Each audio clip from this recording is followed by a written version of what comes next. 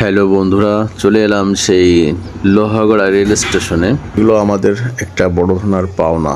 এটা একসময় আমাদের গভর্নমেন্ট ছিল, সরকার, প্রধানমন্ত্রী শেখ হাসিনা, তার থেকেই আমরা এগুলো পেয়েছি। আমাদের গন্তব্যস্থান ঢাকা মহানগর। তো ট্রেনে যাওয়ার আলাদা একটা ফিলিংস আছে। এখন আমরা ট্রেনের টিকিট কাটবো। এখন ঠিক সকাল 7:20 বাজে। এখনও ট্রেন আসেনি, তবে ট্রেনের টিকিট কেটে আমরা অপেক্ষা করব ট্রেনের জন্য, কখন ট্রেন আসে।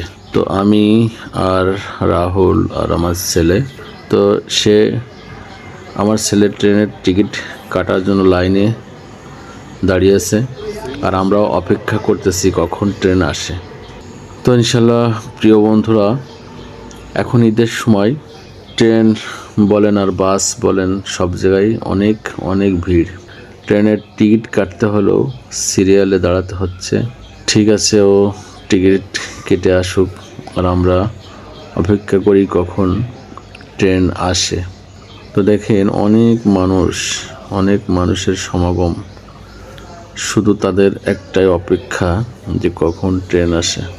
তো এই আমাদের ছোট্ট লোহাগড়ায় এখন অন্য রকমের একটা ফিলিংস।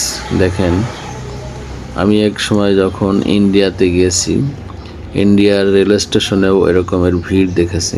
এই তো সেদিনের কথা।